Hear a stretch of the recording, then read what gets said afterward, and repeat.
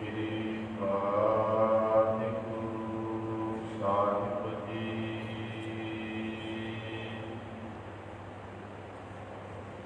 ਇੱਕ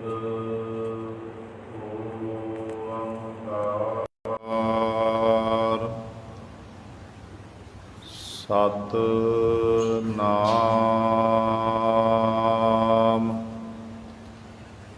ਕਰਤਾ ਪੁਰਖ ਨਿਰਭਉ ਨਿਰਵੈਰ ਅਕਾਲ ਮੂਰਤ ਅਜੂਨੀ ਸੈਭੰ ਗੁਰ ਪ੍ਰਸਾਦ। ਹਮ ਅਵਗਣ ਭਰੇ ਏਕ ਗੁਣ ਨਾਹੀ, ਅੰਮ੍ਰਿਤ ਛਾੜ ਬਿਖੈ ਬਿਖ ਖਾਈ। ਮਾਇਆ ਮੋਹ ਭਰਮ ਪੈ ਭੂਲੇ, ਸੁਤ ਦਾਰਾ ਸਿਉ ਪ੍ਰੀਤ ਲਗਾਈ। ਇਕ ਉੱਤਮ ਪੰਥ ਸੁਨਿਓ ਗੁਰ ਸੰਗਤ, ਤੇ ਮਿਲੰਤ ਜਮ ਤਰਾਸ ਮਿਟਾਈ। ਇਕ ਅਰਦਾਸ ਭਾਟ ਕੀਰਤ ਕੀ, ਗੁਰ ਰਾਮਦਾਸ ਰਾਖੋ ਸਰਨਾਈ। ਇਕ ਅਰਦਾਸ ਭਾਟ ਕੀਰਤ ਕੀ, ਗੁਰ ਰਾਮਦਾਸ ਰਾਖੋ ਸਰਨਾਈ। ਬਾਣੀ ਗੁਰੂ ਗੁਰੂ ਹੈ ਬਾਣੀ, ਵਿੱਚ ਬਾਣੀ ਅੰਮ੍ਰਿਤ ਸਾਰੇ। ਗੁਰ ਬਾਣੀ ਕਹੈ ਸੇਵਕ ਜਨ ਮਾਨੈ, ਪਰਤਖ ਗੁਰੂ ਨਿਸਤਾਰੇ। ਸੋ ਕਹੋ ਟਲ ਗੁਰ ਸੇਵੀਐ, ਅਹਨਿਸ ਸਹਿਜ ਸੁਭਾਏ। ਦਰਸ਼ਨ ਪਰਸੈ ਗੁਰੂ ਕੈ, ਜਨਮ ਮਰਨ ਦੁਖ ਜਾਏ। ਹੋਵੈ ਸਿਫਤ ਖਸਾਮ ਦੀ, ਨੂਰ ਅਰਸੋ ਕੁਰਸੋ ਝਟੀਐ। ਤੁਧ ਡਿਠੇ ਸੱਚੇ ਪਾਤਸ਼ਾਹ, ਮਲ ਜਨਮ ਜਨਮ ਦੀ ਕੱਟੀਐ। ਸੱਜਣ ਸੱਚਾ ਪਾਤਸ਼ਾਹ, ਸਿਰ ਸਾਹਾਂਦੈ ਸਾਹੋ। ਜਿਸ ਪਾਸ ਬੈਠਿਆ ਸੋਹੀਐ, ਸਭਨਾਂ ਦਾ ਬੇਸਾਹੋ। ਸਤਿਨਾਮ ਸ੍ਰੀ ਵਾਹਿਗੁਰੂ ਸਾਹਿਬ ਜੀ। ਸ਼ਲੋਕ ਮਹੱਲਾ ਤੀਜਾ। ਜਿਨ ਕੋ ਅੰਦਰ ਗਿਆਨ ਨਹੀਂ, ਭੈ ਕੀ ਨਾਹੀ ਬਿੰਦ। ਨਾਨਕ ਮੋਇਆ ਕਾ ਕਿਆ ਮਾਰਣਾ, ਜੇ ਆਪ ਮਾਰੇ ਗੋਬਿੰਦ। ਜਿਨ ਕੋ ਅੰਦਰ ਗਿਆਨ ਨਹੀਂ, ਭੈ ਕੀ ਨਾਹੀ ਬਿੰਦ। ਨਾਨਕ ਮੋਇਆ ਕਾ ਕਿਆ ਮਾਰਣਾ, ਜੇ ਆਪ ਮਾਰੇ ਗੋਬਿੰਦ। ਮਹੱਲਾ ਤੀਜਾ। ਮਨ ਕੀ ਪੱਤਰੀ ਵਾਚਣੀ, ਸੁਖੀ ਹੂੰ ਸੁਖ ਸਾਰ। ਸੋ ਬ੍ਰਾਹਮਣ ਭਲਾ ਆਖੀਐ, ਜੇ ਬੂਝੈ ਬ੍ਰਹਮ ਵਿਚਾਰ। ਹਰ ਸਾਲਾਹੇ ਹਰ ਪੜੈ, ਗੁਰ ਕੈ ਸ਼ਬਦ ਵਿਚਾਰ। ਆਇਆ ਉਹ ਪਰਵਾਣ ਹੈ, ਜੇ ਕੁਲ ਕਾ ਕਰੇ ਉਧਾਰ। ਅੱਗੇ ਜਾਤ ਨ ਪੁੱਛੀਐ, ਕਰਨੀ ਸ਼ਬਦ ਹੈ ਸਾਰ। ਹੋਰ ਕੂੜ ਪੜਨਾ ਕੂੜ ਕਮਾਵਣਾ, ਵਿਖਿਆ ਨਾਲ ਪਿਆਰ। ਅੰਦਰ ਸੁਖ ਨ ਹੋਵਈ, ਮਨ ਮੁਖ ਜਨਮ ਖੁਆਰ। ਨਾਨਕ ਨਾਮ ਰਤੇ ਸੇ ਉਬਰੇ, ਗੁਰ ਕੈ ਹੇਤ ਅਪਾਰ। ਪੌੜੀ। ਆਪੇ ਕਰ ਕਰ ਵੇਖਦਾ, ਆਪੇ ਸਭ ਸੱਚਾ। ਜੋ ਹੁਕਮ ਨ ਬੂਝੈ ਖਸਮ ਕਾ, ਸੋਈ ਨਰ ਕੱਚਾ। ਜਿਤ ਭਾਵੈ ਤਿਤ ਲਾਏਂਦਾ, ਗੁਰਮੁਖ ਹਰਿ ਸੱਚਾ। ਸਭਨਾ ਕਾ ਸਾਹਿਬ ਏਕ ਹੈ, ਗੁਰ ਸ਼ਬਦੀ ਰਚਾ। ਗੁਰਮੁਖ ਸਦਾ ਸਲਾਹੀਐ, ਸਭ ਤਿਸ ਦੇ ਜੱਚਾ। ਜਿਉ ਨਾਨਕ ਆਪ ਨਚਾਏਂਦਾ, ਤਿਵ ਹੀ ਕੋ ਨੱਚਾ। ਗੁਰਮੁਖ ਸਦਾ ਸਲਾਹੀਐ, ਸਭ ਤਿਸ ਦੇ ਜੱਚਾ। ਜਿਉ ਨਾਨਕ ਆਪ ਨਚਾਏਂਦਾ, ਤਿਵ ਹੀ ਕੋ ਨੱਚਾ। ਸੁਧ। ਵਾਹਿਗੁਰੂ ਜੀ ਕਾ ਖਾਲਸਾ, ਵਾਹਿਗੁਰੂ ਜੀ ਕੀ ਫਤਿਹ। ਪਰਮ ਸਨਮਾਨਯੋਗ ਜੁਗੋ ਜੁਗ ਅਟਲ, ਚਵਰ ਛਤਰ ਤਖ਼ਤ ਦੇ ਮਾਲਕ, ਬਾਣੀ ਕੇ ਬੋਹਿਥ, ਜਾਹਰਾ ਜਹੂਰ ਹਾਜ਼ਰਾ ਹਜੂਰ, ਸਰਬ ਕਲਾ ਸਮਰੱਥ, ਧੰਨ ਧੰਨ ਸਾਹਿਬ ਸ੍ਰੀ ਗੁਰੂ ਗ੍ਰੰਥ ਸਾਹਿਬ ਸੱਚੇ ਸਤਿਗੁਰੂ ਜੀ ਦੀ ਪਾਵਨ ਪਵਿੱਤਰ ਨਿੱਕੀ ਗੋਦ ਅੰਦਰ ਜੁੜ ਬੈਠੇ ਗੁਰੂ ਰੂਪ ਗੁਰੂ ਸਵਾਰੇ ਸਤ ਸੰਗੀ ਜਨੋ,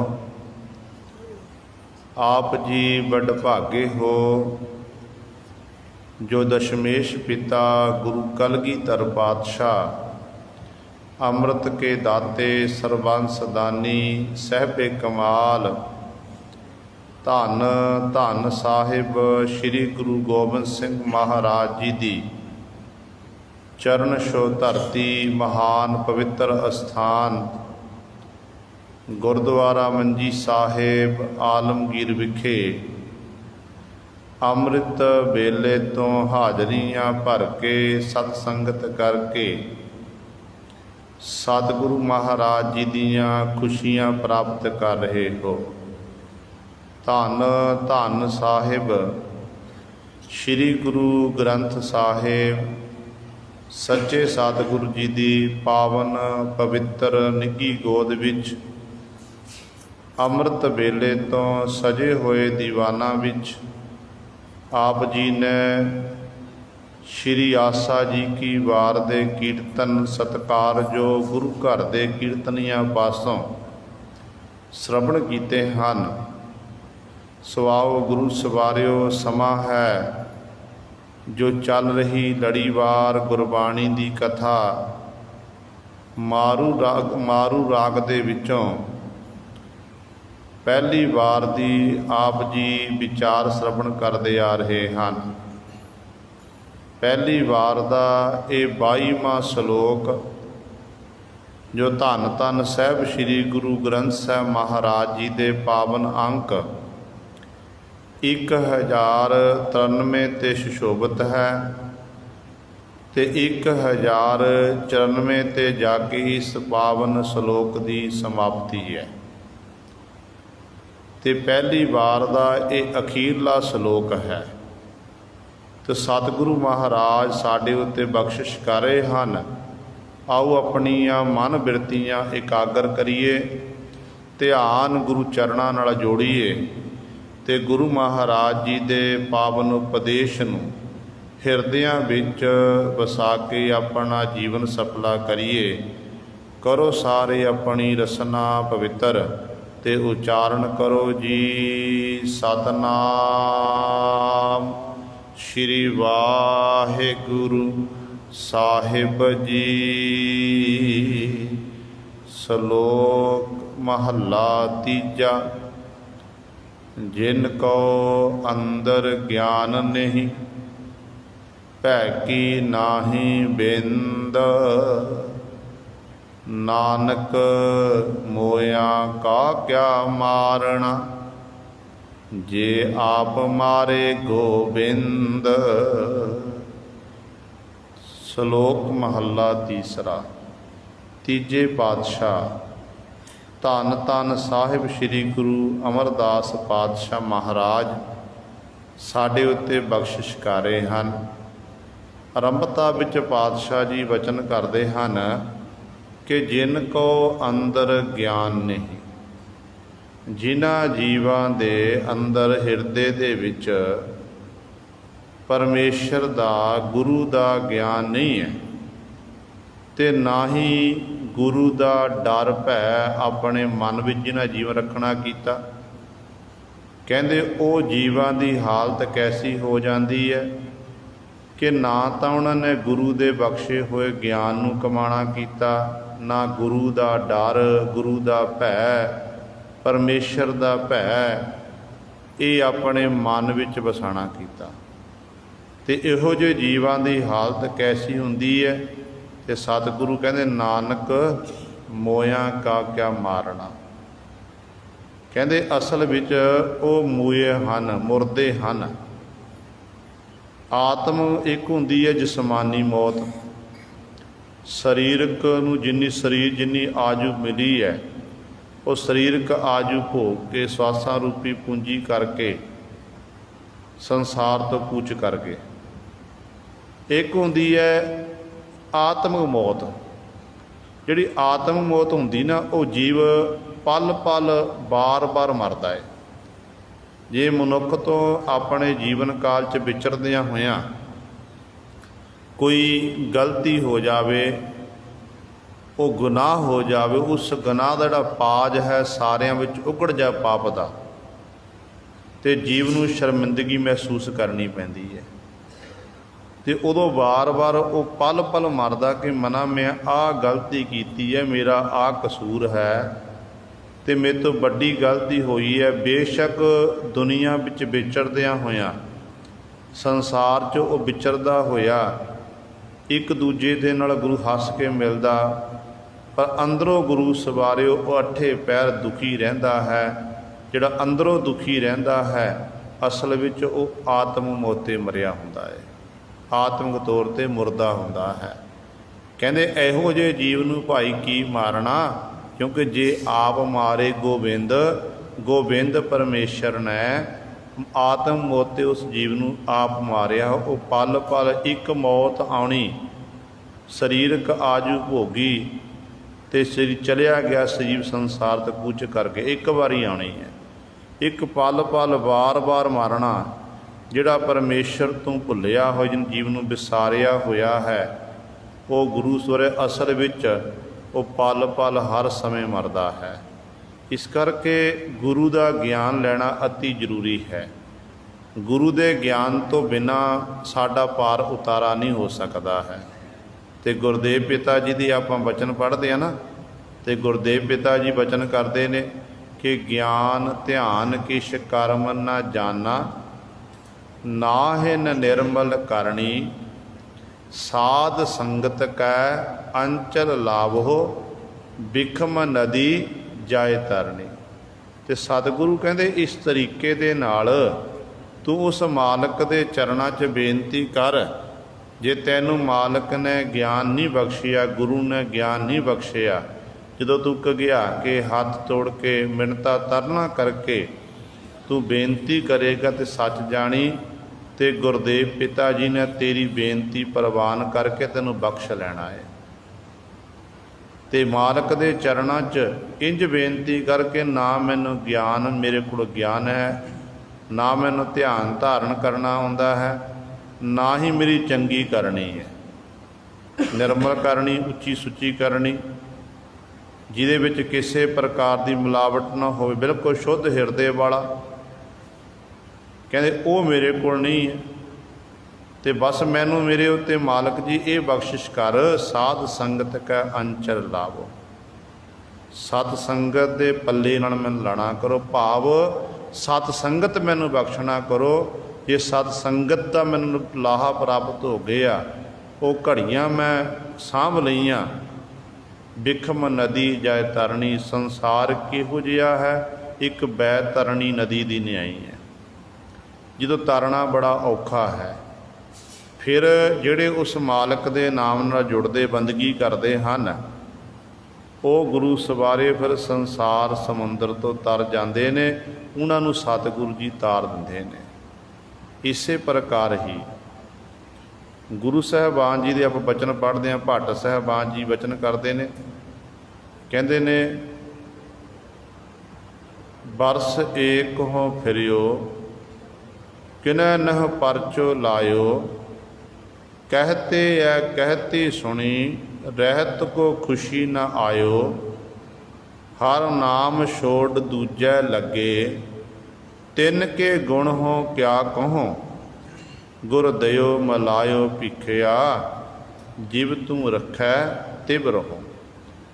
ਭੱਟ ਭਿੱਖਾ ਜੀ ਦੇ ਇਹ ਬਚਨ ਕਹਿੰਦੇ ਨੇ, ਪਰਮਾਤਮਾ ਦੀ ਭਾਲ ਦੇ ਵਿੱਚ ਰਹਿਓ ਸੰਤ ਹੋ ਟੋਲ, ਸਾਧ ਬਹੁ ਤੇਰੇ ਡਿਠੇ, ਸੰਨਿਆਸੀ ਤਪੱਸੀ ਹੈ, ਮੁਖੋ ਇਹ ਪੰਡਤ ਮਿੱਠੇ। ਪਹਿਲੀਆਂ ਦੋ ਪੰਕਤੀਆਂ ਦੇ ਵਿੱਚ ਭੱਟ ਸਾਹਿਬਾਨ ਜੀ ਨੇ, ਭੱਟ ਭਿੱਖਾ ਜੀ ਨੇ ਸੰਨਿਆਸੀਆਂ ਦੀ ਗੱਲ ਕੀਤੀ, ਤਪੱਸਵੀਆਂ ਦੀ ਗੱਲ ਕੀਤੀ, ਪੰਡਤਾਂ ਦੀ ਗੱਲ ਕੀਤੀ, ਜਿਹੜੇ ਆਪਣੇ ਮੁੱਖੋਂ ਮਿੱਠੇ ਮਿੱਠੇ ਬੋਲ ਬੋਲਦੇ ਸਨ। ਅਤੇ ਭੱਟ ਜੀ ਕਹਿੰਦੇ, ਮੈਂ ਇਹਨਾਂ ਸਾਰਿਆਂ ਕੋਲ ਗਿਆ, ਗੁਰੂ ਤੋਂ ਬਿਨਾਂ ਗਿਆਨ ਨਹੀਂ ਹੁੰਦਾ, ਸਾਰਿਆਂ ਕੋਲ ਗਿਆ ਤਾਂ ਕਿ ਮੈਨੂੰ ਮੇਰੇ ਮਨ ਦੀ ਸ਼ਾਂਤੀ ਮਿਲ ਜਾਵੇ, ਮੇਰਾ ਮਨ ਟਿਕਾ ਵਿੱਚ ਠਹਿਰਾਅ ਵਿੱਚ ਆ ਜਾਵੇ। ਪਰ ਕਹਿੰਦੇ ਜਦੋਂ ਕੋਲ ਗਿਆ, ਇਹਨਾਂ ਨੇ ਆਪਣੀ ਆਪਣੀ ਮੱਤ ਅਨੁਸਾਰ ਆਪਣੀ ਆਪਣੀ ਪੂਜਾ ਅਰਚਾ ਦੇ ਵਿੱਚ ਲੱਗੇ ਹੋਏ ਨੇ। ਕੋਈ ਅਹੰਕਾਰ ਵਿੱਚ ਅਫਰਿਆ ਫਿਰਦਾ ਹੈ, ਕਿਉਂਕਿ ਜਿੱਥੇ ਨਿਮਰਤਾ ਉੱਥੇ ਪਰਮਾਤਮਾ ਖੁਦ ਆਪ ਹੈ। ਪੰਡਤ ਨੂੰ ਆਪਣੇ ਚਾਰ ਵੇਦਾਂ ਦਾ ਗਿਆਤਾ ਹੋਣ ਕਰਕੇ ਹੰਕਾਰ ਹੈ, ਤਪੱਸਵੀ ਨੂੰ ਆਪਣੇ ਤਪ ਸਾਧਨਾ ਦਾ ਹੰਕਾਰ ਹੈ। ਅਤੇ ਇਸ ਤਰ੍ਹਾਂ ਇਹ ਪੰਡਤ ਲੋਕ ਜਿਹੜੇ ਨੇ ਇੱਕ ਦੂਜੇ ਨੂੰ ਉਪਦੇਸ਼ ਦਿੰਦੇ, ਲੁਕਾਈ ਨੂੰ ਉਪਦੇਸ਼ ਦਿੰਦੇ ਨੇ ਮਿੱਠੇ ਮਿੱਠੇ ਬੋਲ ਬੋਲ ਕੇ ਲੋਕਾਂ ਨੂੰ ਠੱਗਦੇ ਹਨ, ਪਰ ਅੰਦਰ ਕਹਿੰਦੇ ਵਿਚਾਰ ਨਹੀਂ ਹੈ, ਅੰਦਰ ਗਿਆਨ ਨਹੀਂ ਹੈ। ਬਾਹਰ ਕਿਤਾਬੀ ਗਿਆਨ ਤਾਂ ਪ੍ਰਾਪਤ ਹੋ ਗਿਆ, ਪਰ ਅੰਤਰੀਵ ਗਿਆਨ ਪ੍ਰਾਪਤ ਨਹੀਂ ਹੋਇਆ। ਤੇ ਭੱਟ ਜੀ ਕਹਿੰਦੇ ਨੇ, ਰਹਿਓ ਸੰਤ ਹੋ ਟੋਲ, ਸਾਧ ਬਹੁ ਤੇਰੇ ਡਿੱਠੇ, ਸੰਨਿਆਸੀ ਤਪੱਸੀ ਹੈ, ਮੁਖੋ ਇਹ ਪੰਡਤ ਮਿੱਠੇ, ਬਰਸ ਏਕ ਹੋ ਫਿਰਿਓ। ਇੱਕ ਬਰਸ, ਇੱਕ ਸਾਲ ਤੱਕ ਇਸੇ ਤਰ੍ਹਾਂ ਮੈਂ ਭਟਕਣਾ ਦੇ ਵਿੱਚ ਰਿਹਾ, ਥਾਵਾਂ ਥਾਵਾਂ 'ਤੇ ਭਟਕਦਾ ਰਿਹਾ ਕਿ ਸ਼ਾਇਦ ਮੇਰੇ ਮਨ ਨੂੰ ਸ਼ਾਂਤੀ ਇੱਥੋਂ ਮਿਲ ਜਾਵੇ, ਇੱਥੋਂ ਮੈਨੂੰ ਅਨੁਭਵ ਪ੍ਰਕਾਸ਼ ਹੋ ਜਾਵੇ, ਪਰ ਕਿਤੋਂ ਵੀ ਮੈਨੂੰ ਕੁਝ ਪ੍ਰਾਪਤ ਨਹੀਂ ਹੋਇਆ। ਕਿਨੈ ਨ ਪਰਚੋ ਲਾਇਓ, ਹਾਲਤ ਕੈਸੀ, ਕਹਿਤੇ ਐ ਕਹਿਤੀ ਸੁਣੀ। ਕਹਿੰਦੇ ਕਹਿੰਦੇ ਕੁਝ ਨੇ ਤੇ ਕਰਦੇ ਕੁਝ ਹਨ। ਇਸ ਤਰ੍ਹਾਂ ਇਹਨਾਂ ਦੀ ਕਹਿਣੀ ਕਰਨੀ ਸੁਣਨਾ ਕੀਤੀ ਸੀ, ਪਰ ਕਹਿੰਦੇ ਆਪ ਇਹ ਨਾਮ ਤੋਂ ਕੋਹਾਂ ਦੂਰ। ਕਹਿਤੇ ਐ ਕਹਿਤੇ ਸੁਣੀ, ਤੇ ਇਸ ਪ੍ਰਕਾਰ ਇਹਨਾਂ ਦੀ ਹਾਲਤ ਹੈ। ਕਹਿੰਦੇ ਨੇ ਜਦੋਂ ਅਖੀਰ ਤੇ ਕਹਿੰਦੇ ਮੈਂ ਗੁਰੂ ਦੀ ਸ਼ਰਨ ਵਿੱਚ ਆਇਆ, ਤੇ ਗੁਰੂ ਸਾਹਿਬਾਨ ਜੀ ਨੇ ਫਿਰ ਮੇਰੇ ਉੱਤੇ ਬਖਸ਼ਿਸ਼ ਕੀਤੀ। ਹਰ ਨਾਮ ਛੋੜ ਦੂਜਾ ਲੱਗੇ, ਤਿੰਨ ਕੇ ਗੁਣ ਹੋ ਕਿਆ ਕਹੋ, ਗੁਰ ਦਇਓ ਮਲਾਇਓ ਭਿਖਿਆ, ਜਿਵ ਤੂੰ ਰੱਖੈ ਤਿਵ ਰਹੋ। ਭੱਟ ਭਿੱਖਾ ਜੀ ਕਹਿੰਦੇ ਨੇ ਕਿ ਹੁਣ ਮੈਂ ਗੁਰੂ ਸਾਹਿਬਾਨ ਜੀ ਆਪ ਜੀ ਦੀ ਸ਼ਰਨ ਵਿੱਚ ਆਇਆ ਹਾਂ, ਤੇ ਮੇਰੇ ਉੱਤੇ ਬਖਸ਼ਿਸ਼ ਕਰੋ। ਜਿਵੇਂ ਤੁਸੀਂ ਰੱਖੋਗੇ ਮੈਂ ਤੁਹਾਡੀ ਰਜ਼ਾ ਵਿੱਚ, ਤੁਹਾਡੇ ਹੁਕਮ ਦੇ ਵਿੱਚ ਉਸੇ ਤਰੀਕੇ ਦੇ ਨਾਲ ਆਪਣੇ ਜੀਵਨ ਦਾ ਨਿਰਵਾਹ ਕਰਾਂਗਾ। ਤੇ ਗੁਰੂ ਸਵਾਰੇ ਜਿਨ੍ਹਾਂ ਨੂੰ ਫਿਰ ਇਹ ਗਿਆਨ ਪ੍ਰਾਪਤ ਹੁੰਦਾ, ਜਿਹੜੇ ਗਿਆਨ ਦੇ ਧਾਰਨੀ ਬਣ ਜਾਂਦੇ ਨੇ, ਅਸਲ ਵਿੱਚ ਫਿਰ ਉਹ ਗੁਰੂ ਇਸ ਤਰ੍ਹਾਂ ਗੁਰੂ ਸਾਹਿਬਾਨ ਪਾਸੋਂ ਗਿਆਨ ਪ੍ਰਾਪਤ ਕਰਕੇ ਉਹ ਗੁਰੂ ਦੀ ਰਜ਼ਾ ਵਿੱਚ, ਗੁਰੂ ਦੇ ਭਾਣੇ ਵਿੱਚ ਆਪਣੇ ਜੀਵਨ ਨੂੰ ਬਤੀਤ ਕਰਦੇ ਹਨ। ਤੇ ਬਹੁਤ ਤਾਦਾਦ ਦੇ ਵਿੱਚ ਮਨੁੱਖ ਆਪਣੀ ਰਜ਼ਾ, ਆਪਣੇ ਭਾਣੇ ਵਿੱਚ ਚੱਲਣ ਦੀ ਕੋਸ਼ਿਸ਼ ਕਰਦਾ ਹੈ, ਤੇ ਉਸ ਮਾਲਕ ਦੇ ਹੁਕਮ ਵਿੱਚ ਹੀ ਸਾਨੂੰ ਚੱਲਣਾ ਪਵੇ, ਕਿਉਂ ਹੁਕਮ ਹੈ ਉਸ ਮਾਲਕ ਦੇ ਹੁਕਮ ਵਿੱਚ ਹੀ ਆਪਾਂ ਸਾਰੇ ਹਾਂ।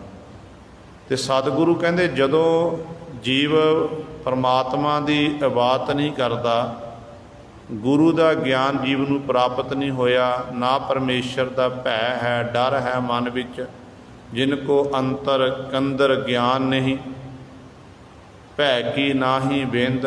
ਨਾ ਤਾਂ ਗੁਰੂ ਦੇ ਅੰਦਰ ਗਿਆਨ ਪ੍ਰਾਪਤ ਹੋਇਆ, ਨਾ ਹੀ ਪਰਮੇਸ਼ਰ ਦਾ ਭੈ ਮਨ 'ਚ ਰੱਖਣਾ ਕੀਤਾ। ਇਹੋ ਜਿਹੇ ਜੀਵਾਂ ਦੀ ਹਾਲਤ ਕੈਸੀ ਹੈ, ਨਾਨਕ ਮੋਇਆ ਕਾ ਕਿਆ ਮਾਰਨਾ। ਕਹਿੰਦੇ ਇਹੋ ਜਿਹੇ ਜੀਵ ਮੁਰਦੇ ਹਨ। ਕਹਿੰਦੇ ਮੁਰਦਿਆਂ ਦਾ ਕੀ ਮਾਰਨਾ, ਪਹਿਲਾਂ ਹੀ ਮਰ ਗਿਆ, ਉਹਨੂੰ ਕੀ ਮਾਰਨਾ। ਡੈੱਡ ਬੋਡੀ ਹੈ ਸਾਹਮਣੇ, ਸਰੀਰ ਜਿੰਦ ਨਿਕਲ ਗਈ, ਤੇ ਜਿੰਦ ਉੱਤੇ ਆਪਾਂ ਸਰੀਰ ਉੱਤੇ ਗੁਰੂ ਸੋਰਿਆ ਆਪਾਂ ਵਾਰ-ਵਾਰ ਮੋਇਆ, ਮੁਰਦੇ ਸਰੀਰ ਉੱਤੇ ਆਪਾਂ ਸ਼ਾਸਤਰ ਚਲਾ ਕੇ ਉਹਦੇ ਟੁਕੜੇ ਟੁਕੜੇ ਕੇ ਵੱਢ ਕੇ ਉਹਨੂੰ ਸੁੱਟ ਦਈਏ, ਉਹ ਬਹਾਦਰੀ ਨਹੀਂ ਹੈ। ਬਹਾਦਰੀ ਉਦੋਂ ਤੱਕ ਹੈ ਜਦੋਂ ਤੱਕ ਜਿਉਂਦਿਆਂ ਜੀ ਮੈਦਾਨੇ ਜੰਗ ਜੂਝੇ, ਮੈਦਾਨੇ ਜੰਗ 'ਚ ਮੁਕਾਬਲਾ ਕਰੇ, ਫਿਰ ਗੁਰੂ ਸਰੇ ਉਹ ਬਹਾਦਰ ਮੰਨਿਆ ਜਾਂਦਾ ਹੈ। ਪਰ ਕਹਿੰਦੇ ਮੁਰਦਿਆਂ ਨੂੰ ਕੀ ਮਾਰਨਾ ਭਾਈ, ਕਹਿੰਦੇ ਤਾਂ ਪਹਿਲਾਂ ਹੀ ਆਤਮ ਉੱਤੇ ਮਰੇ ਹੋਏ ਹਨ। ਕਿਉਂਕਿ ਜੇ ਆਪ ਮਾਰੇ ਗੋਬਿੰਦ, ਗੋਬਿੰਦ ਪਰਮੇਸ਼ਰ ਨੇ, ਵਾਹਿਗੁਰੂ ਨੇ ਉਹਨਾਂ ਨੂੰ ਆਪ ਮਾਰਨਾ ਕੀਤਾ ਹੈ। ਮਹੱਲਾ ਤੀਜਾ। ਮਨ ਕੀ ਪੱਤਰੀ ਬਾਚਣੀ, ਸੁਖੀ ਹੂੰ ਸੁਖ ਸਾਰ, ਸੋ ਬ੍ਰਾਹਮਣ ਭਲਾ ਆਖੀਐ, ਜੇ ਬੂਝੈ ਬ੍ਰਹਮ ਵਿਚਾਰ। ਧੰਨ ਧੰਨ ਸਾਹਿਬ ਸ੍ਰੀ ਗੁਰੂ ਅਮਰਦਾਸ ਪਾਤਸ਼ਾਹ ਮਹਾਰਾਜ ਦੇ ਕੋਲ ਬਹੁਤ ਸਾਰੇ ਪੰਡਤ, ਸੰਨਿਆਸੀ, ਤਪਸਵੀ ਤੇ ਆਦਿਕ ਅਨੇਕਾਂ ਮਤਾਂ ਦੇ ਲੋਕ ਸਤਿਗੁਰੂ ਕੋਲ ਚੱਲ ਕੇ ਆਉਂਦੇ ਸਨ। ਜਿਹੋ ਜਿਹੀ ਕਿਸੇ ਦੀ ਮੱਤ ਹੁੰਦੀ ਸੀ ਨਾ, ਉਹਦੇ ਮੁਤਾਬਕ ਹੀ ਸਤਿਗੁਰੂ ਮਹਾਰਾਜ ਉਹਨੂੰ ਉਪਦੇਸ਼ ਦੇ ਦਿੰਦੇ ਸਨ। ਤੇ ਪੰਡਤ ਲੋਕ ਜਿਹੜੇ ਜੋਤਿਸ਼ ਵਿਦਿਆ ਇਤਿਆਦਿਕ ਜਾਣਦੇ ਨੇ, ਜਿਹੜੇ ਪੱਤਰੀਆਂ ਨੂੰ ਬਾਚ ਕੇ ਇੱਕ ਦੂਜੇ ਦਾ ਗੁਰੂ ਸਵਾਰਿਓ ਇਸ ਪ੍ਰਕਾਰ ਹਾਲਤ ਦੱਸਦੇ ਨੇ, ਟੇਵੇ ਕਰਦੇ ਨੇ ਕਿ ਆਉਣ ਵਾਲੇ ਸਮੇਂ ਤੇਰਾ ਤੈਨੂੰ ਕਸ਼ਟ ਆ ਰਿਹਾ, ਤੇਰੇ ਉੱਤੇ ਉਪਾਅ ਕਰਾਂਗੇ, ਤੇਰਾ ਬਚਾਅ ਹੋ ਜਾਵੇਗਾ। ਇਤਿਆਦਿਕ ਇਹੋ ਜਿਹੇ ਲੋਕਾਂ ਨੂੰ ਜਿਹੜੇ ਇਹ ਲੋਕ ਨੇ ਨਾ ਜੀਵਾਂ ਨੂੰ ਗੁੰਮਰਾਹਕੁੰਨ ਕਰ ਰਹੇ ਨੇ।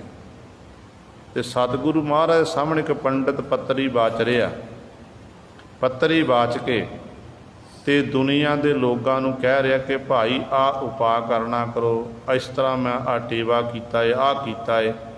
ਤੇ ਗੁਰੂ ਸਾਹਿਬਾਨ ਜੀ ਦੇਖਦੇ ਰਹੇ।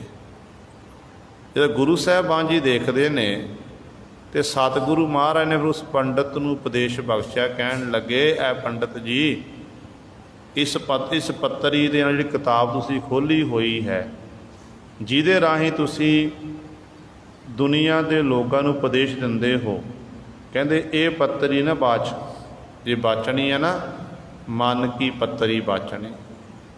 ਤੂੰ ਮਨ ਦੀ ਪੱਤਰੀ ਨੂੰ ਵਾਚਣਾ ਕਰ, ਵਿਚਾਰਨਾ ਕਰ, ਮਨ ਦੀ ਵਿਚਾਰ ਕਰ।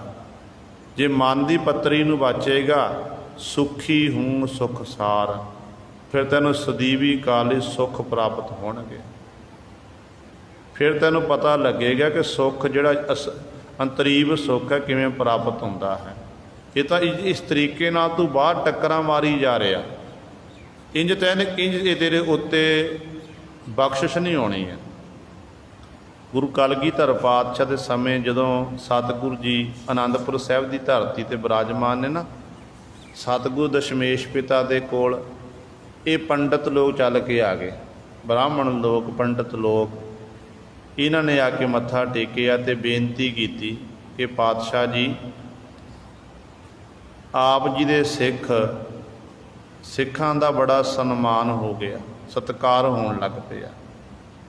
ਅੱਗੇ ਅਸੀਂ ਜਜਮਾਨਾਂ ਦੇ ਘਰ ਜਾਂਦੇ ਸੀ, ਅਸੀਂ ਪੂਜਾ ਇਤਿਆਦਿਕ ਕਰਦੇ ਸੀ, ਮੰਤਰ ਇਤਿਆਦਿਕ ਪੜ੍ਹਦੇ ਸਨ, ਅਤੇ ਸਾਨੂੰ ਫਿਰ ਸਤਿਗੁਰੂ ਉਹਨਾਂ ਦੇ ਦਸ਼ਨਾ ਮਿਲਦੀ ਸੀ। ਉਸ ਦਸ਼ਨਾ ਦੇ ਰਾਹੀਂ ਫਿਰ ਸਾਡੇ ਘਰ ਦਾ ਗੁਜ਼ਰਾਨ ਚੱਲਦਾ ਸੀ। ਪਰ ਸਤਿਗੁਰੂ ਜੀ ਆਪ ਜੀ ਦੇ ਸਿੱਖ ਬਾਣੀ ਪੜ੍ਹਦੇ ਨੇ। ਜਦੋਂ ਕੋਈ ਕਿਸੇ ਘਰ 'ਚ ਕੋਈ ਘਟਨਾ ਵਾਪਰਦੀ ਹੈ, ਦੁੱਖ ਹੋਵੇ ਸੁੱਖ ਹੋਵੇ, ਅਤੇ ਸਿੱਖ ਜਾ ਕੇ ਅਰਦਾਸਾਂ ਬੇਨਤੀਆਂ ਕਰਦੇ ਨੇ, ਸਿੱਖ ਬਾਣੀ ਦਾ ਪਾਠ ਕਰਦੇ ਹਨ, ਅਤੇ ਸਾਨੂੰ ਕੋਈ ਪੁੱਛਦਾ ਨਹੀਂ।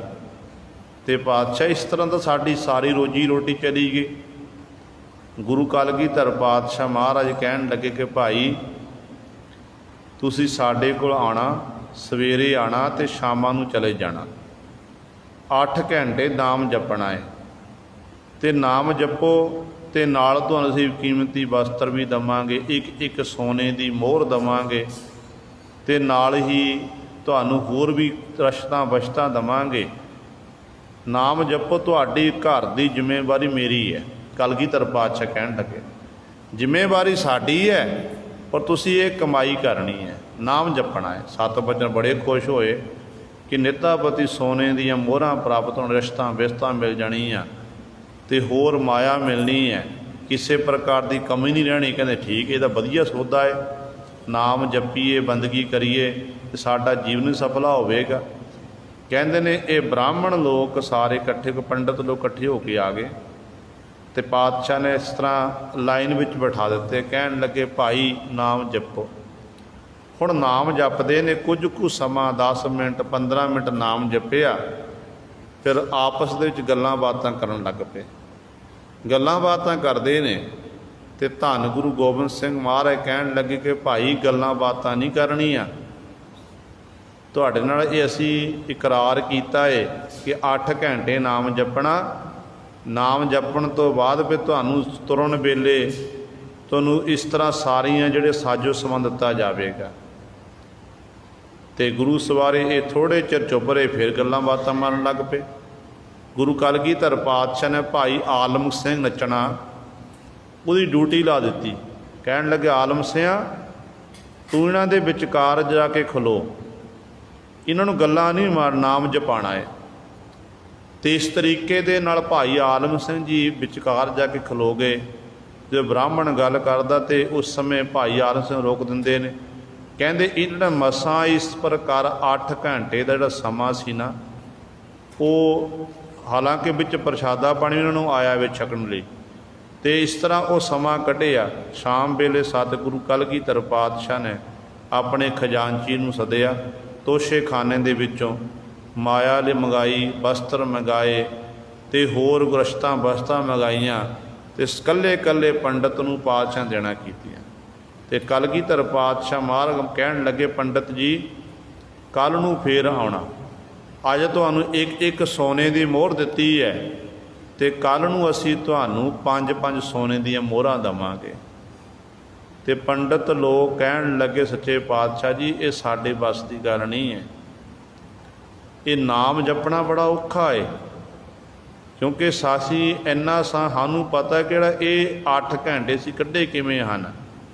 ਅਤੇ ਕਲਗੀਧਰ ਪਾਤਸ਼ਾਹ ਜੀ ਸਾਡੇ ਤਾਂ ਇਹ ਹੈ ਕਿ ਰਾਹੂ ਕੇਤੂ ਬੈਲ ਹਮਾਰੇ, ਸਾੜ ਸਤੀ ਹੈ ਖੇਤੀ, ਪੱਤਰੀ ਹਮਾਰੀ ਬੜੀ ਸ਼ਿਕਾਰਨ, ਮਾਲ ਲਿਆਵੈ ਛੇਤੀ।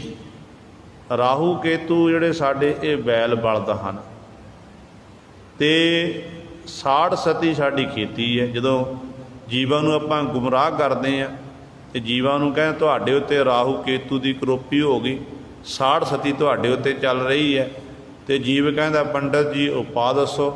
ਕਹਿੰਦੇ ਉਦੋਂ ਪੱਤਰੀ ਹਮਾਰੀ ਬੜੀ ਸ਼ਿਕਾਰਨ, ਪੱਤਰੀ ਜਿਹੜੀ ਇਹਨਾਂ ਪਕੜੀ ਹੁੰਦੀ ਅੱਜ ਉਸ ਨੂੰ ਕੱਢਦੇ ਨੇ ਅਤੇ ਟੇਵੇ ਲਾਉਂਦੇ, ਕਹਿੰਦੇ ਇਸ ਤਰੀਕੇ ਦੇ ਨਾਲ ਭਾਈ ਤੁਹਾਡਾ ਆਹ ਉਪਾਅ ਹੈ, ਤੁਹਾਨੂੰ ਆਹ ਭੇਟਾਵਾਂ ਜਿਹੜੀਆਂ ਨੇ ਇਹ ਦੇਣੀ ਹੈ, ਪਿੰਡ ਦਛਣਾ ਦੇਣੀ ਪਵੇਗੀ। ਅਤੇ ਥੋੜ੍ਹੇ ਸਮੇਂ ਚੋਖਾ ਮਾਲ ਲੈ ਕੇ ਆ ਜਾਂਦੇ ਹਨ। ਅਤੇ ਇਸ ਪ੍ਰਕਾਰ ਸਤਿਗੁਰੂ ਜੀ ਇਹ ਨਾਮ ਜਪਣਾ ਬੜਾ ਔਖਾ ਹੈ। ਅਤੇ ਗੁਰੂ ਕਲਗੀਧਰ ਪਾਤਸ਼ਾਹ ਮਹਾਰਾਜ ਕਹਿਣ ਲੱਗੇ ਕਿ ਭਾਈ ਇਹੀ ਗੱਲ ਤੁਹਾਨੂੰ ਸਮਝਾ ਰਹੇ ਹਾਂ ਕਿ ਤੁਸੀਂ ਸਾਡੇ ਕੋਲ ਆਏ ਸਿੱਖ, ਜਿਹੜੇ ਸਿੱਖਾਂ ਪਾਸੋਂ ਅਸੀਂ ਅਰਦਾਸ ਕਰਾਉਂਦੇ ਹਾਂ, ਸਿੱਖ ਸਾਡੇ ਬਾਣੀ ਪੜ੍ਹਦੇ ਸਿਮਰਨ ਕਰਦੇ ਹਨ, ਇਸ ਕਰਕੇ ਸਿੱਖਾਂ ਦਾ ਸਤਿਕਾਰ ਹੋ ਰਿਹਾ ਹੈ। ਅਤੇ ਸਤਿਗੁਰੂ ਇੱਥੇ ਵੀ ਇਹੀ ਪੱਤਰੀ ਦੀ ਗੱਲ ਕਰਦੇ ਨੇ, ਕਹਿੰਦੇ ਮਨ ਕੀ ਪੱਤਰੀ ਵਾਚਣੀ ਹੈ। ਬ੍ਰਾਹਮਣ ਹੈ ਪੰਡਤ, ਤੂੰ ਪੱਤਰੀ ਵਾਚ ਕੇ ਦੁਨੀਆ ਦੇ ਲੋਕਾਂ ਨੂੰ ਤੂੰ ਸਮਝਾ ਰਿਹਾ, ਉਪਦੇਸ਼ ਦੇ ਰਿਹਾ ਹੈ ਕਿ ਇਸ ਤਰੀਕੇ ਨਾਲ ਇਹ ਜਿਹੜੇ ਕਰਮ ਕਾਂਢੀ ਬਣਾ ਰਿਹਾ ਹੈ। ਪਰ ਕਹਿੰਦੇ ਤੂੰ ਪੱਤਰੀ ਵਾਚਣੀ ਨਾ, ਜੇ ਮਨ ਦੀ ਪੱਤਰੀ ਬਾਹਰਲੀ ਪੱਤਰੀ ਨਾ ਵਾਚ, ਮਨ ਦੀ ਪੱਤਰੀ ਵਾਚਣਾ ਕਰ, ਫਿਰ ਇਸ ਪੱਤਰੀ ਨੂੰ ਵਾਚਣ ਨਾਲ ਕੀ ਹੋਵੇਗਾ। ਅਤੇ ਪਾਤਸ਼ਾਹ ਕਹਿੰਦੇ ਸੁਖੀ ਹੂੰ ਸੁਖ ਸਾਰ, ਤੈਨੂੰ ਸੁੱਖ ਮਿਲਣਗੇ, ਸਦੀਵੀ ਕਾਲ ਦਾ ਸੁੱਖ ਤੈਨੂੰ ਪ੍ਰਾਪਤ ਹੋਵੇਗਾ। ਸੋ ਬ੍ਰਾਹਮਣ ਭਲਾ ਆਖੀਐ, ਜੇ ਬੂਝੈ ਬ੍ਰਹਮ ਵਿਚਾਰ। ਬ੍ਰਾਹਮਣ ਚੰਗਾ ਕੌਣ ਹੈ? ਬ੍ਰਾਹਮਣ ਕੀ, ਬ੍ਰਾਹਮਣ ਕਹਿੰਦੇ ਕਿਹਨੂੰ ਨੇ? ਅਸਲ ਵਿੱਚ ਕਿਸੇ ਜਾਤ ਬਰਾਦਰੀ ਦਾ ਨਾਮ ਬ੍ਰਾਹਮਣ ਨਹੀਂ ਹੈ। ਮਨੂ ਸਿਮਰਤੀ ਮੁਤਾਬਕ ਮਨੁੱਖ ਨੂੰ 4 ਹਿੱਸਿਆਂ ਵਿੱਚ ਵੰਡ ਦਿੱਤਾ ਕਿਰਤ ਦੇਖ ਕੇ। ਜਿਹੜਾ ਵੇਦ ਸ਼ਾਸਤਰ ਪੜ੍ਹਦਾ ਸੀ, ਧਾਰਮਿਕ ਗ੍ਰੰਥ ਪੜ੍ਹਦਾ ਸੀ, ਉਹਨੂੰ ਪੰਡਤ ਬ੍ਰਾਹਮਣ ਆਖ ਦਿੱਤਾ ਗਿਆ। ਜਿਹੜਾ ਗੁਰੂ ਸਵਾਰਿਓ ਖੇਤੀਬਾੜੀ ਕਰਦਾ ਸੀ, ਉਹਨੂੰ ਵੈਸ ਆਖ ਦਿੱਤਾ ਗਿਆ। ਜਿਹੜਾ ਚਾਕਰੀ ਕਰਦਾ ਸੀ ਅਤੇ ਉਹ ਗੁਰੂ ਸਮਾਨ ਲੋਕਾਂ ਦਾ ਸਾਜੋ ਸਮਾਨ ਢੋਂਦਾ ਸੀ, ਉਹਨੂੰ ਸ਼ੂਦਰ ਆਖ ਦਿੱਤਾ ਗਿਆ। ਅਤੇ ਜਿਹੜਾ ਯੁੱਧ ਕਰਨ ਨੂੰ ਛਤਰੀ ਆਖ ਦਿੱਤਾ ਗਿਆ। ਆਪ ਹੀ ਮਨੁੱਖ ਨੇ ਹੀ ਮਨੁੱਖ ਨੂੰ ਵੰਡੀਆਂ ਵਿੱਚ ਪਾ ਦਿੱਤਾ। ਗੁਰਬਾਣੀ ਵਿੱਚ ਪਾਤਸ਼ਾਹ ਕਹਿੰਦੇ ਨੇ, ਜਾਤ ਕਾ ਗਰਭ ਨਾ ਕਰੀਓ ਕੋਈ, ਬ੍ਰਹਮ ਬਿੰਦੇ ਸੋ ਬ੍ਰਾਹਮਣ ਹੋਈ। ਜਿਹਨੇ ਬ੍ਰਹਮ ਦੀ ਬਿੰਦ ਵਿਚਾਰ ਕੀਤੀ, ਅਸਲ ਵਿੱਚ ਉਹ ਬ੍ਰਾਹਮਣ ਹੈ। ਸੋ ਬ੍ਰਾਹਮਣ ਭਲਾ ਆਖੀ ਹੈ, ਉਹ ਬ੍ਰਾਹਮਣ ਚੰਗਾ ਆਖਿਆ ਜਾ ਸਕਦਾ ਹੈ। ਜੇ ਬੁੱਝੈ ਬ੍ਰਹਮ ਵਿਚਾਰ, ਜਿਹੜਾ ਬ੍ਰਾਹਮਣ ਬ੍ਰਹਮ ਦੀ ਵਿਚਾਰ ਬੁੱਝਦਾ ਹੈ, ਭਾਵ ਜਿਹੜਾ ਬ੍ਰਾਹਮਣ ਉਸ ਬ੍ਰਾਹਮਣ ਨਾਲ ਇੱਕ ਮਿਕ ਹੋ ਗਿਆ। ਬ੍ਰਹਮ ਬਿੰਦੈ ਤਿਸਦਾ ਬ੍ਰਹਮਤ ਰਹਿ, ਏਕ ਸ਼ਬਦ ਲਿਵ ਲਾਏ, ਨਭ ਨਿਧੀ 18 ਸਿੱਧੀ, ਪਿੱਛੇ ਲੱਗੀਆਂ ਫਿਰੈ, ਜੋ ਹਰ ਹਿਰਦੈ ਸਦਾ ਵਸਾਏ।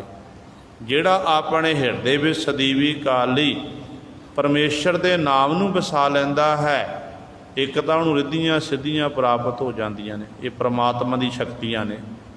ਰਿੱਧੀਆਂ ਸਿੱਧੀਆਂ ਨਾਮ ਜਪਣ ਵਾਲੇ ਦਾਸੀਆਂ ਸੇਵਕਾਣੀਆਂ ਬਣ ਜਾਂਦੀਆਂ ਨੇ। ਅਤੇ ਅਸਲ ਵਿੱਚ ਫਿਰ ਉਹ ਬ੍ਰਾਹਮਣ ਹੈ ਜਿਹੜਾ ਬ੍ਰਹਮ ਬਿੰਦ ਹੈ, ਬ੍ਰਹਮ ਦੀ ਵਿਚਾਰ ਕਰਦਾ। ਜਾਤ ਕਰੇ ਕੋਈ ਬ੍ਰਾਹਮਣ ਨਹੀਂ ਹੈ। ਇਸ ਕਰਕੇ ਸਤਿਗੁਰ ਸੋ ਬ੍ਰਾਹਮਣ ਭਲਾ, ਬ੍ਰਾਹਮਣ ਉਹ ਭਲਾ ਚੰਗਾ ਹੈ, ਉਹਨੂੰ ਆਖਣਾ ਚਾਹੀਦਾ ਜਿਹੜਾ ਕਹਿੰਦੇ ਜੇ ਬੂਝੈ ਬ੍ਰਹਮ ਵਿਚਾਰ, ਜਿਹੜਾ ਬ੍ਰਹਮ ਦੀ ਵਿਚਾਰ ਨੂੰ ਬੁੱਝਦਾ ਹੋਵੇ, ਬ੍ਰਹਮ ਦਾ ਗਿਆਤਾ ਹੋਵੇ। ਹਰ ਸਾਲਾਹੇ ਹਰ ਪੜੈ ਗੁਰ ਕੈ ਸ਼ਬਦ ਵਿਚਾਰ। ਗੁਰੂ ਸਾਹਿਬਾਨ ਜੀ ਬਖਸ਼ਿਸ਼ ਕਰਦੇ ਨੇ, ਕਹਿੰਦੇ ਹੋਰ ਬ੍ਰਾਹਮਣ ਵਿੱਚ ਕਿਹੜਾ ਗੁਣ ਹੋਣਾ ਚਾਹੀਦਾ? ਤੇ ਸਤਿਗੁਰੂ ਕਹਿੰਦੇ ਨੇ ਹਰ ਸਾ ਲਾਹੇ, ਹਰੀ ਦੀ ਸਿਫਤ ਸਲਾਹ ਕਰੇ। ਹਰ ਪੜ੍ਹੇ, ਹਰੀ ਦੇ ਗੁਣਾਂ ਨੂੰ ਪੜ੍ਹਨਾ ਕਰੇ, ਤੇ ਗੁਰ ਕੈ ਸ਼ਬਦ ਵਿਚਾਰ, ਤੇ ਗੁਰੂ ਦੇ ਸ਼ਬਦ ਦੀ ਵਿਚਾਰ ਕਰਨਾ ਕਰੇ। ਕਹਿੰਦੇ ਅਸਲ ਵਿੱਚ ਫਿਰ ਉਹ ਬ੍ਰਾਹਮਣ ਹੈ। ਸਿੱਖ ਨੂੰ ਗੁਰੂ ਸਾਹਿਬਾਨ ਨੇ ਸਿੱਖ ਵਿੱਚ ਸਾਰੇ ਗੁਣ ਪੈਦਾ ਕਰ ਦਿੱਤੇ। ਸਿੱਖ ਬ੍ਰਾਹਮਣ ਵੀ ਹੈ, ਸਿੱਖ ਖੱਤਰੀ ਵੀ ਹੈ, ਸਿੱਖ ਸ਼ੂਦਰ ਵੀ ਹੈ, ਤੇ ਸਿੱਖ ਵੈਸ ਵੀ ਹੈ। ਜਦੋਂ ਸਿੱਖ ਅੰਮ੍ਰਿਤ ਵੇਲੇ ਉੱਠ ਕੇ ਇਸ਼ਨਾਨ ਇਤਿਆਦਿ ਕਰਕੇ ਨਾਮ ਬਾਣੀ ਦਾ ਅਭਿਆਸ ਕਰਦਾ, ਸਿਮਰਨ ਕਰਦਾ, ਬਾਣੀ ਪੜ੍ਹਦਾ, ਤੇ ਉਦੋਂ ਬ੍ਰਹਮ ਦੀ ਵਿਚਾਰ ਸਿੱਖ ਕਰਦਾ ਹੈ। ਬਾਣੀ ਜਿਹੜੀ ਹੈ ਬ੍ਰਹਮ ਹੈ, ਬਾਣੀ ਨਿਰੰਕਾਰ ਹੈ। ਤੇ ਉਦੋਂ ਸਿੱਖ ਗੁਰੂ ਸਵਾਰਿਓ ਬ੍ਰਾਹਮਣ ਦਾ ਰੂਪ ਧਾਰਨ ਕਰ ਲੈਂਦਾ ਹੈ। ਤੇ ਜਦੋਂ ਧਰਮ ਯੁੱਧ ਸ਼ੁਰੂ ਹੁੰਦਾ ਹੈ, ਆਪਣੇ ਧਰਮ ਦੇਸ਼ ਕੌਮ ਦੇ ਲਈ ਜੰਗ ਯੁੱਧ ਕਰਨਾ ਪੈਂਦਾ, ਤੇ ਮੈਦਾਨੇ ਜੰਗ ਵਿੱਚ ਜਦੋਂ ਸਿੱਖ ਜੂਝਦਾ, ਤਲਵਾਰ ਚੁੱਕਦਾ, ਸ਼੍ਰੀ ਸਾਹਿਬ ਚੁੱਕ ਕੇ ਬੈਰੀਆਂ ਦੇ ਆਹੂ ਲਾਉਂਦਾ ਏ, ਜੋ ਸੂਰਮਾ ਬਣਦਾ, ਸੂਰਾ ਸੋ ਪਹਿਚਾਨੀ ਹੈ, ਜੋ ਲਰੈ ਦੀਨ ਕੇ ਹੇਤ, ਪੁਰਜਾ ਪੁਰਜਾ ਕੱਟ ਮਰੈ, ਕਬੂ ਨਾ ਛਾੜੈ ਖੇਤ। ਮੈਦਾਨੇ ਜੰਗ ਨਹੀਂ ਛੱਡਦਾ ਤੇ ਆਪਣੇ ਸਰੀਰ ਦੇ ਟੁਕੜੇ ਟੁਕੜੇ ਕਰਾ ਲੈਂਦਾ ਹੈ। ਉਦੋਂ ਗੁਰੂ ਸਾਹਿਬ ਸਿੱਖ ਫਿਰ ਖੱਤਰੀ ਹੈ। ਵੈਸ ਕਿਰਤ ਕਰਨ ਵਾਲੇ, ਜਿਨ੍ਹਾਂ ਵਿੱਚ ਜ਼ਿਮੀਂਦਾਰ ਤਬਕਾ ਜਾਂ ਹੋਰ ਜਿਹੜੀਆਂ ਆਪਣੀਆਂ ਦਸਾਂ ਨੋਹਾਂ ਦੀ ਕਿਰਤ ਕਰਦੇ ਨੇ, ਕੋਈ ਫੈਕਟਰੀ ਚਲਾ ਰਿਹਾ, ਕੋਈ ਕੁਝ ਕਰ ਰਿਹਾ, ਕੁਝ ਕਰ ਰਿਹਾ, ਇਹ ਸਾਰੇ ਇਹਦੇ ਵਿੱਚ ਆ ਜਾਂਦੇ ਨੇ। ਮੰਨੂ ਸਿਮਰਤ ਤੇ ਵੰਡ ਪਾਈ ਹੋਈ ਹੈ। ਪਰ ਗੁਰੂ ਸਾਹਿਬਾਨ ਕਹਿੰਦੇ ਜਦੋਂ ਸਿੱਖ ਜਦੋਂ ਦਸਾਂ ਨੋਹਾਂ ਦੀ ਕਿਰਤ ਕਰਦਾ, ਕੋਈ ਵੀ ਕਿਰਤ ਹੋਵੇ, ਚਾਕਰੀ ਕਰੇ, ਕਿਰਤ ਕਰੇ, ਕਹਿੰਦੇ ਉਦੋਂ ਸਿੱਖ ਫਿਰ ਕਹਿੰਦੇ ਸਿੱਖ ਉਦੋਂ ਵੈਸ ਹੈ। ਜਦੋਂ ਫਿਰ ਲੋਕ ਭਲਾਈ ਦੇ ਕੰਮ ਗੁਰੂ ਦੇ ਦਰ 'ਤੇ ਆ ਕੇ ਟਹਿਲ ਸੇਵਾ ਕਰੇ। ਸ਼ੂਦਰ ਦਾ ਕੰਮ ਕੀ ਸੀ ਪੁਰਾਣੇ ਸਮਿਆਂ ਵਿੱਚ? ਸ਼ੂਦਰ ਲੋਕਾਂ ਦੇ ਘਰਾਂ ਦੀ ਸਫਾਈ ਕਰਨੀ, ਉੱਚੀ ਜਾਤੀ ਵਾਲੇ ਦੇ ਘਰ ਜਾ ਕੇ ਸਫਾਈ ਕਰਨੀ, ਝਾੜੂ ਪੋਚਾ ਲਾਣਾ, ਗੰਦਗੀ ਉਹਨਾਂ ਦੀ ਚੁੱਕਣੀ, ਪਸ਼ੂ ਢੋਣੇ ਇਤਿਆਦਿਕ ਇਹ ਕੰਮ ਕਰਦੇ ਸਨ।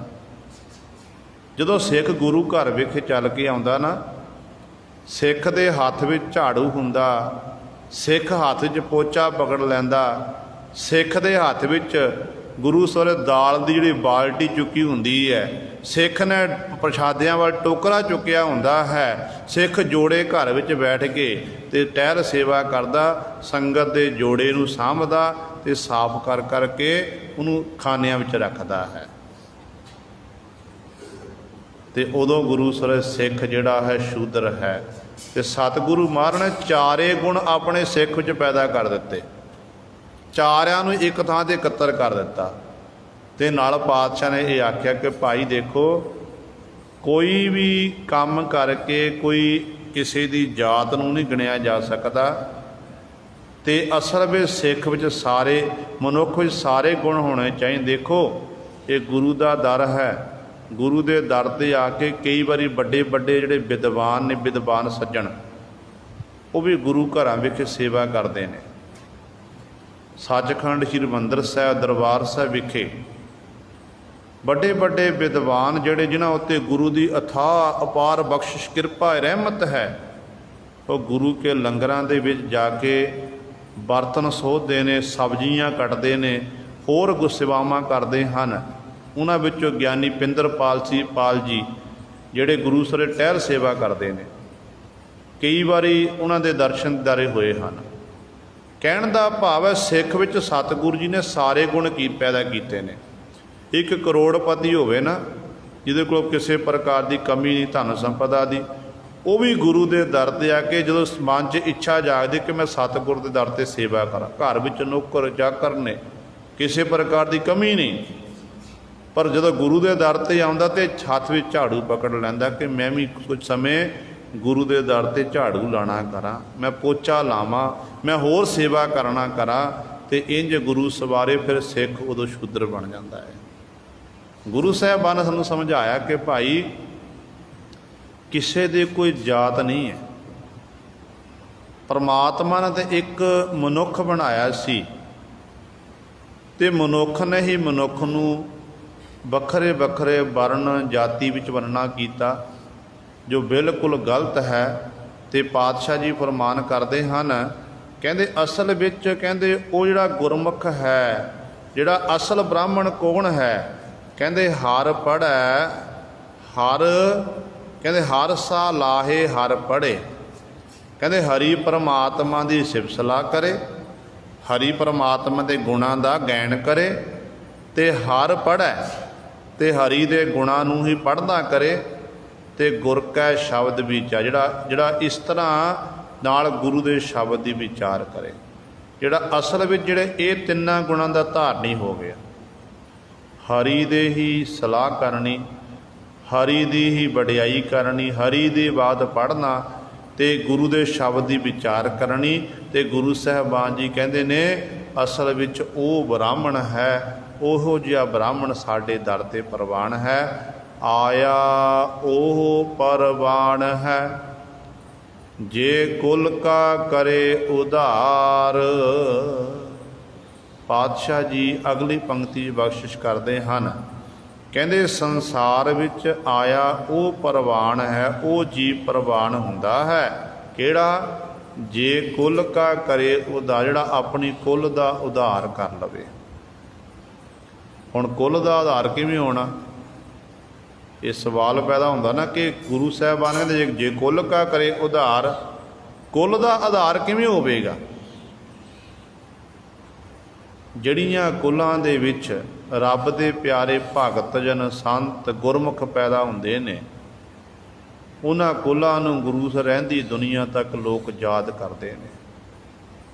ਇਹ ਆਖਦੇ ਨੇ ਕਿ ਇਸ ਕੁਲ ਵਿੱਚ ਫਲਾਣਾ ਭਗਤ ਪੈਦਾ ਹੋਇਆ, ਫਲਾਣਾ ਗੁਰਸਿੱਖ ਪੈਦਾ ਹੋਇਆ, ਉਹਨੂੰ ਫਿਰ ਮਾਣ ਸਨਮਾਨ ਮਿਲਦਾ ਹੈ, ਵਡਿਆਈ ਮਿਲਦੀ ਹੈ ਤੇ ਉਹ ਕੁਲ ਪੂਜਣਯੋਗ ਹੋ ਜਾਂਦੀ ਹੈ। ਇਸ ਕਰਕੇ ਪਾਤਸ਼ਾਹ ਉਹਦਾ ਹੀ ਆਇਆ ਪ੍ਰਵਾਨ ਹੈ, ਜਿਹੜੇ ਆਪਣੀ ਕੁਲ ਦਾ ਉਧਾਰ ਕਰ ਲਵੇ। ਕੁਲ ਦਾ ਉਧਾਰ ਕਿਵੇਂ ਹੋਣਾ ਹੈ? ਨਾਮ ਜਪ ਕੇ, ਬੰਦਗੀ ਕਰਕੇ, ਚੰਗੇ ਕਰਮ ਕਰਕੇ ਹੀ ਉਧਾਰ ਹੋ ਸਕਦਾ ਹੈ। ਅੱਗੇ ਜਾਤ ਨ ਪੁੱਛੀਐ, ਕਰਨੀ ਸ਼ਬਦ ਹੈ ਸਾਰ। ਅਗਲਾ ਵਚਨ ਗੁਰੂ ਪਾਤਸ਼ਾਹ ਜੀ ਕਰ ਰਹੇ ਨੇ, ਕਹਿੰਦੇ ਭਾਈ ਜਦੋਂ ਮਾਲਕ ਦੀ ਦਰਗਾਹ ਵਿਖੇ ਜਾਣਾ ਨਾ, ਇਸ ਲੋਕ ਤੋਂ ਪਰਲੋਕ ਵਿੱਚ ਪਹੁੰਚਣਾ ਜਾ ਕੇ ਤਾਂ ਪ੍ਰਭੂ ਦੇ ਦਰ 'ਤੇ ਕਚਹਿਰੀ ਲੱਗੇਗੀ ਤੇ ਮਾਲਕ ਦੀ ਕਚਹਿਰੀ ਵਿੱਚ ਕਿਸੇ ਨੇ ਤੇਰੀ ਜਾਤ ਨਹੀਂ ਪੁੱਛਣੀ ਕਿ ਕਿਹੜੀ ਜਾਤ ਹੈ, ਤੂੰ ਬ੍ਰਾਹਮਣ ਹੈ, ਖੱਤਰੀ ਹੈ, ਸ਼ੂਦਰ ਹੈ, ਵੈਸ ਹੈ, ਕੌਣ ਹੈ ਤੂੰ? ਉਦੋਂ ਇਹ ਪੁੱਛਿਆ ਜਾਣਾ, ਭਾਈ ਤੈਨੂੰ ਮਾਤ ਲੋਕ 'ਚ ਭੇਜਿਆ ਸੀ, ਸਵਾਸਾਂ ਰੂਪੀ ਪੂੰਜੀ ਦਿੱਤੀ ਸੀ, ਦੱਸ ਤੂੰ ਕਿੰਨਾ ਸਮਾਂ ਨਾਮ ਜਪਿਆ, ਕਿੰਨਾ ਸਮਾਂ ਤਾਂ ਟਹਿਲ ਸੇਵਾ ਕੀਤੀ, ਕਿੰਨੇ ਲੋਕ ਭਲਾਈ ਦੇ ਕੰਮ ਕੀਤੇ ਨੇ। ਤੇ ਉਦੋਂ ਤੇਰੇ ਸਾਰੇ ਚੰਗੇ ਮਾੜੇ ਕਰਮਾਂ ਦੀ ਵਿਚਾਰ ਹੋਣੀ ਹੈ। ਅੱਗੇ ਜਾਤ ਨਾ ਪੁੱਛੀ ਹੈ, ਪਰ ਮਾਫ ਕਰਨਾ ਗੁਰੂ ਸਵਾਰੇ। ਅੱਜ ਆਪਾਂ ਫਿਰ ਜਾਤ ਪਾਤ ਦੇ ਵਿਤਕਰੇ ਵਿੱਚ ਹੀ ਆਪਾਂ ਖਲੋਤੇ ਹੋਏ ਹਾਂ, ਇੱਕ ਦੂਜੇ ਨਾਲ ਵਿਤਕਰਾ ਕੀਤਾ ਜਾ ਰਿਹਾ। ਗੁਰੂ ਘਰ ਜਿਹੜੇ ਨੇ, ਜਿੱਥੇ ਦੇਖੋ ਪਿੰਡਾਂ ਦੇ ਵਿੱਚ 3-3 4-4 ਗੁਰਦੁਆਰੇ ਬਣ ਜਾਤਾਂ ਦੇ ਨਾਮ 'ਤੇ, ਪਰ ਅੰਦਰ ਉਸ ਜਿਸੇ ਗੁਰੂ ਸਾਹਿਬਾਨ ਦਾ ਜਿੱਥੇ ਸਥਾਨ ਬਣਿਆ ਹੋਇਆ ਹੈ, ਅੰਦਰ ਗੁਰੂ ਇੱਕ ਹੈ, ਗੁਰੂ ਗ੍ਰੰਥ ਸਾਹਿਬ ਮਹਾਰਾਜ ਹੈ, ਤੇ ਗੁਰਦੁਆਰਿਆਂ ਦੇ ਨਾਮ ਵੱਖਰੇ ਵੱਖਰੇ। ਆ ਫਲਾਣਿਆਂ ਦਾ ਜੀ ਉਹਦਾ ਸ਼ੀਂਬਿਆਂ ਦਾ ਗੁਰਦੁਆਰਾ, ਆ ਰਵਿਦਾਸੀਆਂ ਦਾ ਗੁਰਦੁਆਰਾ, ਆ ਕਬੀਰ ਪੰਥੀਆਂ ਦਾ ਗੁਰਦੁਆਰਾ, ਆ ਜੱਟਾਂ ਦਾ ਗੁਰਦੁਆਰਾ, ਆ ਰਾਮਗੜ੍ਹੀਆਂ ਦਾ ਗੁਰਦੁਆਰਾ। ਇੱਥੋਂ ਤੱਕ ਆਪਾਂ ਗੁਰੂ ਨੂੰ ਬਣ ਦਿੱਤਾ। ਗੁਰੂ ਸਾਨੂੰ ਸਾਰੀ ਜ਼ਿੰਦਗੀ ਇਹੀ ਕਹਿਦਾ ਰਿਹਾ ਕਿ ਭਾਈ ਜਾਤ ਪਾਤ ਵਿੱਚ ਨਹੀਂ ਰਹਿਣਾ। ਜਾਤ ਕੋਈ ਨਹੀਂ, ਸਿੱਖ ਦੀ ਜਿਹੜਾ ਸਿੱਖ ਦੀ ਜਾਤ ਨਹੀਂ ਹੈ।